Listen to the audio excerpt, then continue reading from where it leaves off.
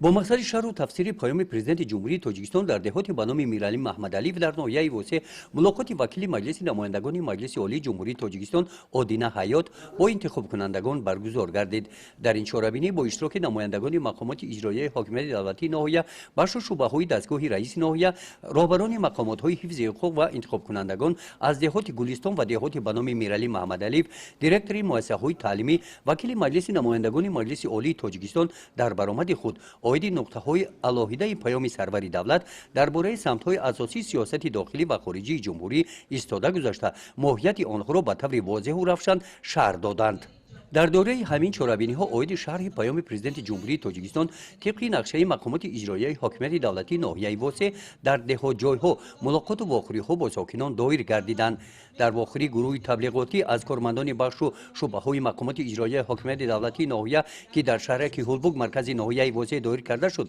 اوید رفت اجرای قانون جمهوری تاجیکستان درباره مسئولیت والدان در تعلیم و تربیت فرزندان، پیشگیری بیگانه‌پرستی و در روحیه وطن‌دوستی به کمال رسیدن نسل نوروز با قدر ارزش‌های دوران صاحب استقلالی رسیدن، سهم ارزنده گذاشتن در کارهای آبادی و کبودزار نمودن محل زیست، خانه و حولی‌های منزل‌های استقامتی، استفاده ثمرناک زمین‌های نزد حولیگی، پیشگیری بیماری‌های ویروس نورسوگی مسمومیت آدم و دیگر بیماری‌های سرایتی، پیشگیری فربهی و بیماری قند، انتخاب طرز حیات سالم، محتوای پیام سروری دولت را به سهم ساکنان رسانیدند.